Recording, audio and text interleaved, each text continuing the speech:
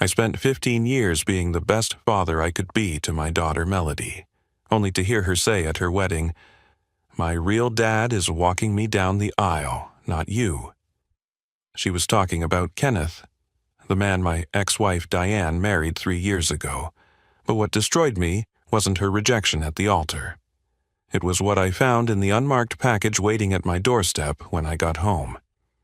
My name is Nathan Bridgewater, and I'm 48 years old. For the past 15 years, I've been a single father to my daughter Melody, who just turned 23 last month. I run a veterinary clinic here in our small Missouri town, the same one my father started 40 years ago. It's the kind of place where everyone knows everyone, where people still bring casseroles when someone's sick, and where secrets have a way of coming out eventually. Melody is my only child, my whole world since the day she was born. Her mother Diane left us when Melody was just 8 years old. No warning, no explanation that made sense, just a note on the kitchen counter saying she needed to find herself, and that we'd be better off without her. She signed away her parental rights without a fight and disappeared to California. For 15 years I was mother and father, friend and disciplinarian, protector and provider. Then, 3 years ago, Diane came back into our lives with her new husband, Kenneth Rutherford. Kenneth owns half the commercial real estate in Kansas City, the kind of man who wears $1,000 suits to casual dinners and has a different luxury car for each day of the week. Suddenly, the mother who couldn't handle the responsibility of raising a child was playing perfect parent with someone else's money. The morning of Melody's wedding was supposed to be the proudest day of my life. Instead, it became the day I learned that 15 years of love, sacrifice, and dedication could be erased by 3 years of expensive gifts and carefully planted lies. When Melody told me Kenneth would be walking her down the aisle instead of me, when she said he was her real father figure now, something inside me shattered into pieces I thought would never fit back together. But that package on my doorstep, the one with my daughter's childhood diary inside, changed everything. The note she left said to read page 47 before I judged her, then read the last entry. What I found in those pages revealed a truth so twisted, a secret so devastating, that it made me realize I never really knew what was happening in my own daughter's life. The girl I raised to be strong had been fighting a battle I knew nothing about, protecting me in ways I never imagined, and sacrificing herself because that's what I taught her love looked like. This is the story of how I lost my daughter on her wedding day, and found her again in the words she wrote when she thought I'd never understand. It's about the price of a father's love, the weight of a daughter's sacrifice, and the moment when you realize that sometimes the greatest act of love is letting someone hurt you to save themselves. The morning of Melody's wedding started like a dream come true. I stood in my bedroom at 5:30, unable to sleep from the excitement, pressing my rental tuxedo for the 3rd time. The steam from the iron rose in small clouds as I worked out every possible wrinkle, determined to look perfect for my daughter's big day.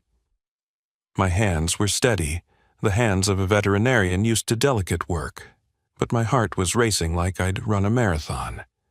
The framed photo on my dresser caught my eye as sunlight began streaming through the window. Melody, at 9 years old, missing her front teeth, sitting on my shoulders at the county fair. That was taken just 2 months after Diane left us. I remember Melody asking me that day if Mommy left because she wasn't a good enough daughter. I told her that sometimes adults have problems that have nothing to do with their children, that her mother's leaving was about Diane's own struggles, not about Melody's worth. She nodded like she understood, but I saw the doubt in her eyes that took years to fade. "You're going to wear a hole in that jacket if you keep ironing it," my father Chester said from the doorway. At 72, he still moved with the confidence of a man who'd worked his whole life with his hands, first as a carpenter, then helping me build my veterinary practice. He'd moved in with us 5 years ago after Mom passed from cancer, and he'd become Melody's 3rd parent, the grandfather who never missed a school play or basketball game. "Just want everything to be perfect, Dad," I said, hanging up the jacket carefully. "It's not every day your only daughter gets married." Chester walked over and straightened my collar with practiced hands. "Your mother would be so proud today. She always said Melody had your spirit but her wisdom." "I wish Mom could see her in that dress," I admitted. "She helped Melody pick it out last year, right before she got too sick to leave the house." My sister Ruby burst through the door without knocking, already dressed in her lavender bridesmaid dress.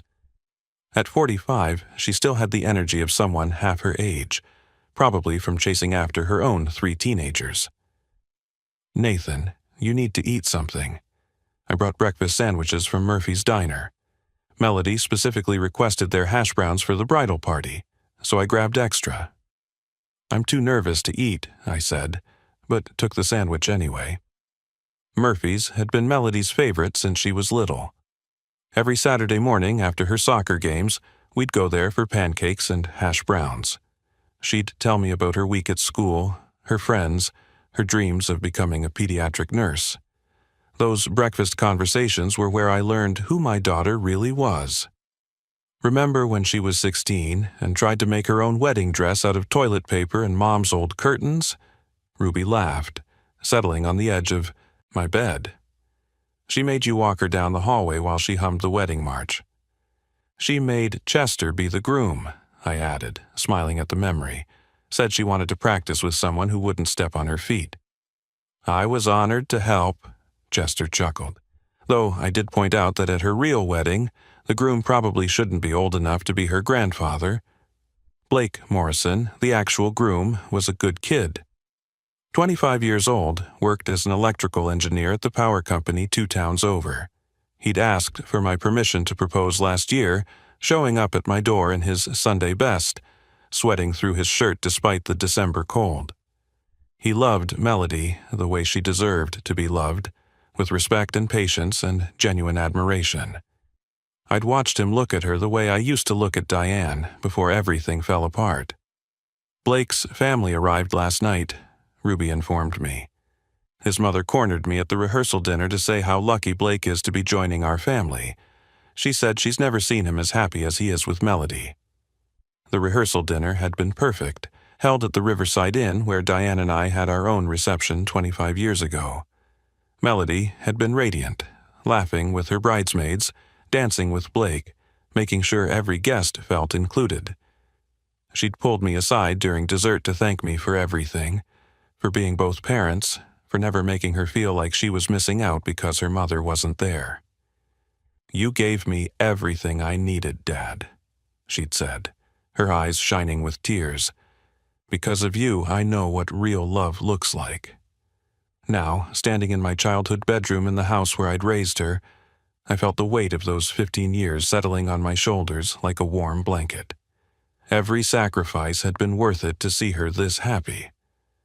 At 7 o'clock, Ruby knocked on my door again.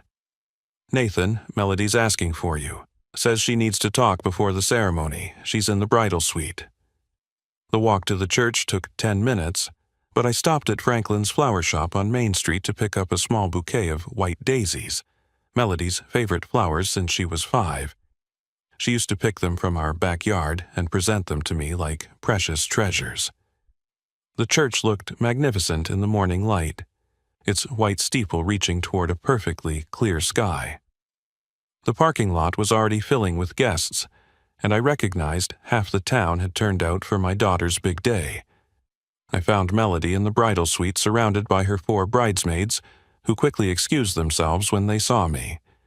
She stood in front of the full-length mirror, wearing the dress she'd chosen with my mother, an elegant A-line with delicate lace sleeves, but her reflection showed red-rimmed eyes and hands that wouldn't stop fidgeting with her pearl necklace, the one I'd given her for her 21st birthday. "Princess, what's wrong?" I asked, setting down the daisies on the vanity. "Getting cold feet? Because if Blake's not treating you right, I've got a shotgun in the truck and Chester knows where to hide a body." She didn't laugh at our old joke. Instead, she turned to face me, and I saw something in her eyes I'd never seen before. It looked like guilt mixed with determination. The same expression she'd had at 13 when she told me she'd crashed my truck into the mailbox, but had already arranged to pay for repairs with her babysitting money. Dad, I need to tell you something. Her voice cracked on the last word. Mom and Kenneth are here. My chest tightened, but I kept my voice steady. Okay, we knew she might come. That's fine, sweetheart. Today is your day. If having your mother here makes you happy, then I'm happy. No, Dad, you don't understand. Melody took a shaky breath, her hands clenching the fabric of her dress. I asked Kenneth to walk me down the aisle. The words hit me like a physical blow to the chest. The room seemed to tilt, and I had to grab the back of a chair to steady myself. What? Melody, I don't understand. We've been planning this for months. We practiced our dance last week. He's my real father figure now. The words exploded from her with unexpected venom. He's been there for me these past 3 years. He paid for this entire wedding. The flowers, the venue, the catering, even my dress. He got me my job at his company's medical division. He's the one who's actually supporting my future. Supporting your future? My voice rose, despite my efforts to control it. Melody, I raised you. I was there every single day when your mother abandoned us. I taught you to ride a bike. I stayed up all night when you had pneumonia. I drove you to every dance class, every soccer practice. I was the one who held you when Bobby Chen broke your heart junior year. I helped you with every college application, moved you into your dorm room. Maybe she left because you were suffocating. Melody's eyes blazed with an anger that seemed foreign on her face. Kenneth doesn't hover. He doesn't guilt-trip me about every decision. He doesn't need to know where I am every second of the day. He treats me like an adult, not like a fragile little girl who can't take care of herself. Each word was a dagger, precisely aimed.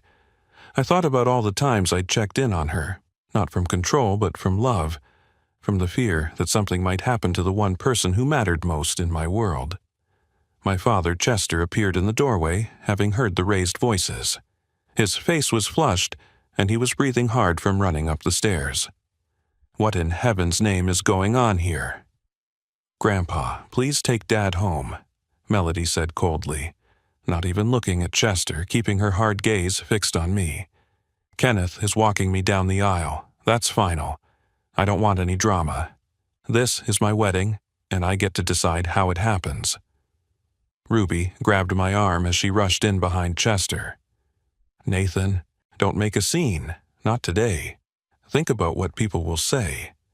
I looked at my daughter, this stranger wearing Melody's face, speaking with Melody's voice but saying words that Melody would never say. The little girl who used to crawl into my bed during thunderstorms, who made me Father's Day cards every year, even through college, who called me her hero at her high school graduation speech, was now looking at me like I was an inconvenience to be managed. If that's what you want, I said, my voice hollow and unrecognizable even to myself. I hope Kenneth does a better job in 2 hours than I did in 15 years. I didn't stay for the ceremony. Chester drove me home in his old Ford pickup, the one with the rattling dashboard and seats worn smooth from decades of use. Neither of us spoke for the first 10 minutes. The roads were empty, everyone already at the church to witness my daughter choose another man to fill my place. Ruby had stayed behind to support Melody for the family, she'd said, though her eyes told me she thought I should have fought harder. That girl's making a mistake, son, Chester finally said as we passed the water tower that marked the halfway point to my house. She'll realize it when it's too late. Will she, Dad? I stared out the window at the familiar scenery rushing past. Maybe I was too protective. Maybe I held on too tight after Diane left. I just didn't want to lose her, too. You didn't do anything wrong, Chester said firmly, his knuckles white as he gripped the steering wheel. You loved that girl with everything you had. Kenneth Rutherford swooping in with his money doesn't erase 15 years of you being there every single day. We pulled into my driveway at 9:15. The house looked different somehow, like it knew that everything had changed. That's when I saw it. A package on my doorstep, no shipping label, no return address, just my name written in Melody's distinctive handwriting. She'd always made her ends with an extra flourish. something she'd picked up in 3rd grade and never stopped doing. Chester frowned as he shifted the truck into park. Want me to stay? We could watch the game, have a few beers, pretend this morning never happened. No, Dad. I need to be alone for a while. He squeezed my shoulder before driving away, and I stood there holding the package for a full minute before going inside. The house felt too quiet. Usually, on a Saturday morning, I'd have music playing while making breakfast, the coffee maker gurgling, maybe a dog or two from the clinic recovering in the spare room. But today, the silence was deafening. I poured myself 3 fingers of scotch, the good stuff I'd been saving for Melody's wedding toast, and sat down at the kitchen table. The package felt heavier than it should as I opened it with my pocket knife. Inside was Melody's childhood diary, the pink one with the little lock and tiny key that I'd given her for her 10th birthday. She'd picked it, out herself at Carson's bookstore downtown, running her fingers over the embossed butterflies on the cover. A note was taped to the front, written on the same lavender stationery she'd used for her wedding invitations. Dad, read page 47 before you judge me. Then read the last entry. I'm sorry it had to be this way. Love, M. My hands shook as I found the tiny key still taped inside the front cover and opened the lock. The diary fell open easily to page 47, marked with a purple ribbon. The date was 3 years ago, right when Diane had first reconnected with Melody. March 15th. Mom came to see me today with her new husband, Kenneth. She was crying, begging for forgiveness. She told me something that changes everything. She said she left because Dad threatened to destroy her career if she tried to take me. She showed me old emails where Dad's lawyer promised to prove she was an unfit mother because of her depression. Kenneth says Dad manipulated the whole situation to keep me from her. He showed me documents, legal papers with Dad's signature. I don't know what to believe anymore. The father I love would never do this, but the evidence is right there in black and white. I nearly dropped the diary. This was completely fabricated. I'd begged Diane to stay, offered counseling, offered to move anywhere she wanted. I'd never hired a lawyer until she'd already been gone for 6 months and I needed to formalize custody. She'd signed away her parental rights voluntarily, without any pressure from me. I'd even offered her generous visitation, which she'd declined. I flipped through more pages, my heart breaking with each entry. Diane and Kenneth had been systematically poisoning my daughter against me. There were lies about me hiding money from Melody's college fund, about me threatening Diane's parents to keep them away, about me sabotaging Diane's attempts to reconnect earlier. Each lie was wrapped in just enough twisted truth to sound plausible. Kenneth's name appeared over and over, taking her to fancy restaurants in Kansas City, teaching her to drive his Mercedes, promising her a position in his company, offering to pay for a lavish wedding. Every entry showed him stepping into roles I'd already filled, but with more money and flash. Then I reached the last entry, dated yesterday, the night before the wedding. The handwriting was different, more urgent, like she'd been racing against time to get the words down. The last entry was dated Friday, May 14th, written in Melody's rushed handwriting. Wedding Eve. Dad will read this after tomorrow, and I need him to know the truth. Every word I'm about to write is real, not like the lies that fill the earlier pages of this diary. I know Mom lied about everything. 2 months ago, I found the real divorce papers in Kenneth's home office when I was looking for printer paper. The truth was right there in the original custody documents. Mom abandoned us. She signed away her rights without a fight. There were no threats from Dad, no lawyers attacking her character, no manipulation. Just a woman who chose to leave her 8-year-old daughter and never looked back until she found a rich husband who made her feel like she could play family again.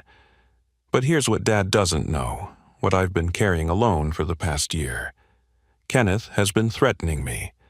Last year, I went to a bachelorette party for my friend Jessica in Kansas City. Someone put something in my drink. I woke up in a hotel room with no memory of how I got there. Kenneth was there with his business partner, and they had photos. Horrible, compromising photos of me that I don't even remember being taken. Photos that would destroy everything if they got out. Kenneth showed them to me 3 months before my wedding.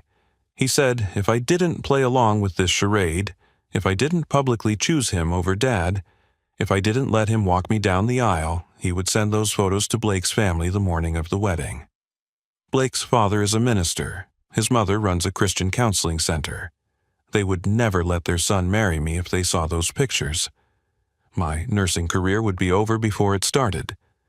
Every job application, every background check, those photos would surface.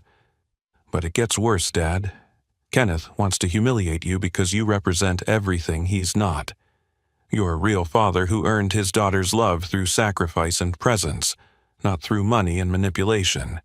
This whole wedding, making you watch another man walk me down the aisle, is his twisted victory lap. He actually told me that breaking your heart would be the highlight of his year. Here's what Kenneth doesn't know. I've been playing a longer game. 3 weeks ago, I hired a private investigator with the money from Grandma's inheritance that you helped me invest. The investigator found something beautiful. The hotel's security footage from that night showing Kenneth and his partner carrying me unconscious into that room. The real crime wasn't what's in those photos. It's what they did to create them. My friend Marcus, who works in cybersecurity, has been helping me too. Right after the ceremony, while Kenneth is playing proud father at the reception, Marcus will be wiping Kenneth's devices remotely. Every photo, every backup, every cloud storage account will be cleaned. The investigator already confirmed Kenneth only has digital copies, too arrogant to think he'd need physical backups. But I needed Kenneth to believe he'd won. I needed him confident and off guard. That meant I had to break your heart today, Dad. I had to look you in the eyes and say things that would make you believe I'd chosen him over you. Every word was a knife in my own heart, but I knew you were strong enough to survive this pain. You survived Mom leaving. You survived Grandma's death. You could survive your daughter's cruelty for one day. Tomorrow at the reception, after Kenneth's leverage is destroyed, I'm going to expose everything. Marcus helped me set up a presentation that will play during the father-daughter dance, showing the evidence we've gathered. The security footage, the threatening texts Kenneth sent me, recordings I made of him describing his plan to humiliate you. Our entire town will see who Kenneth Rutherford really is. Blake knows everything. He's been my rock through this nightmare. He wanted to confront Kenneth himself, but I begged him to let me handle it my way. He loves you like his own father, Dad. It's killing him to watch this happen, but he trusts me. You were never suffocating. You were loving. You were never controlling. You were protecting. Every boundary you set, every time you checked in, it came from love, not possession.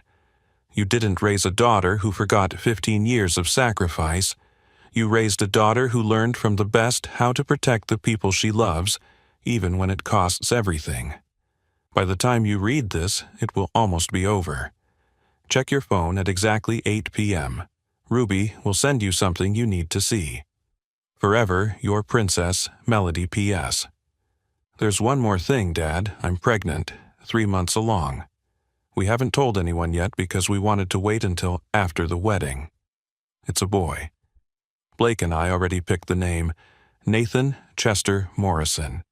He's going to grow up knowing exactly what kind of man his grandfather is, the real one, the one who taught me that love means sacrifice. My phone buzzed at exactly 8 p.m. My hands were still shaking from reading the diary when Ruby's name appeared on the screen with a video message. I clicked play and saw chaos erupting in the reception hall. The camera was unsteady, but I could see Melody standing at the microphone in her wedding dress, her voice clear and strong as she addressed the crowd of 200 guests. Behind her, the large projection screen meant for displaying wedding photos was showing something else entirely. Screenshots of text messages filled the screen, Kenneth's number clearly visible at the top. "You'll do what I say or everyone sees those photos," read one message. "Your precious daddy can't save you from this," read another. Then the security footage began playing, grainy but unmistakable. Kenneth and another man carrying an unconscious young woman into a hotel room. The timestamp showed 2:47 a.m.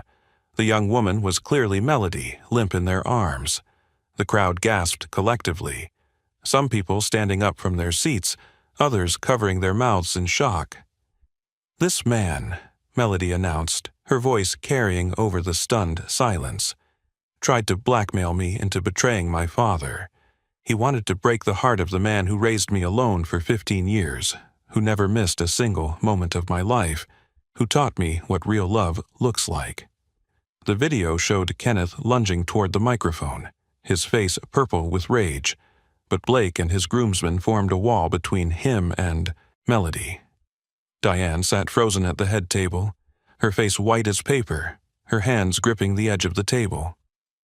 "Kenneth Rutherford is a predator who thought he could buy my love and steal my father's place," Melody continued. "He failed. Because my real father, Nathan Bridgewater, taught me that love isn't about money or power or manipulation. It's about showing up every single day, even when it's hard, especially when it's thankless."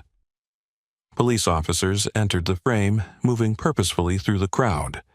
Melody had filed the blackmail report that morning, Ruby's text explained, right after she'd said those horrible things to me.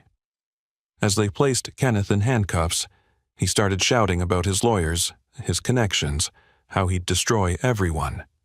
The crowd just stared in disgust. Melody looked directly at the camera, tears streaming down her face. "Dad, if you're watching this, please come back. This reception doesn't mean anything without you. You've walked beside me every step of my life. It's only right you're here for this one. I love you, Daddy. I'm so sorry for what I had to do." Chester was already grabbing his car keys before the video ended. "Come on, son, your daughter needs you." We drove back to the church in silence, but it was a different silence than before. This one was filled with understanding, with pride, with a love so fierce it made my chest ache. My daughter had carried this burden alone to protect me. She'd let me think she'd betrayed me, rather than risk Kenneth destroying her future. 20 minutes later, I walked into that reception hall. The crowd parted like the Red Sea. Melody saw me from across the room and ran to me in her wedding dress, not caring about the train dragging behind her or the tears ruining her makeup. "I'm so sorry, Dad. I'm so sorry for what I said. I didn't mean any of it." I pulled her into my arms, holding her the way I had when she was little, and the world felt too big. "You protected me," I whispered into her hair. "Just like I've always protected you. That's what family does. The baby, Dad. I wanted to tell you first, but with everything happening, I couldn't risk Kenneth using that too." "Nathan Jr.?" I laughed through my tears. Poor kid's going to have a lot to live up to. Blake approached us, his hand extended. "Mr. Bridgewater, Melody and I practiced a father-daughter dance for today. The DJ has the song ready whenever you are." As the opening notes of "I Loved Her First" by Heartland began playing, Melody took my hand and we moved to the center of the dance floor. The same song I'd sung to her as a lullaby, the one we'd danced to in our kitchen when she was 5, standing on my feet. "I kept one page from the diary," she whispered as we swayed. "The one where I wrote that you're not just my father. You're my hero. That's never been a lie, not for a single second." The story made headlines across Missouri. Kenneth faced federal charges for blackmail and assault. He lost his real estate empire in the legal battles that followed. Diane disappeared again, this time leaving only a note apologizing for the lies she'd told. But none of that mattered to me.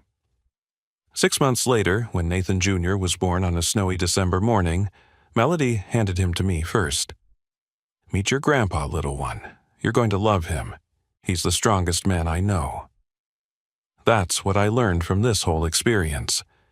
Being a parent means sometimes your love gets tested in ways you never imagined. Sometimes it means letting your heart shatter into a million pieces because your child needs you to be strong enough to break. Melody knew I could survive her rejection because she'd watched me survive everything else life threw at us. She trusted in the foundation we'd built together, brick by brick, over 15 years of bedtime stories and morning pancakes and dance recitals and driving lessons. Real love doesn't need to walk down an aisle to prove itself. It proves itself in the quiet moments, the daily sacrifices, the showing up when showing up is all you have to offer. Kenneth thought he could buy in 3 years what I'd built in 15. He thought money could replace memories, that gifts could erase presents. He was wrong. My daughter didn't choose me in spite of how I raised her. She chose me because of it. And that unmarked package on my doorstep? It wasn't just a diary. It was a love letter from a daughter to her father, written in the language only we could understand, forged through years of inside jokes and shared tears and unshakable trust. That trust saved us both. If you enjoyed this story, please give it a thumbs up and share it with someone who needs to hear it. Every family has its struggles, but love, real love, always finds a way through. Leave a comment below about a time when someone you loved protected you in ways you didn't realize until later. And don't forget to subscribe to the channel for more stories that remind us what really matters in life. Thank you for being here, and remember, the strongest bonds aren't the ones that never get tested, they're the ones that survive the test.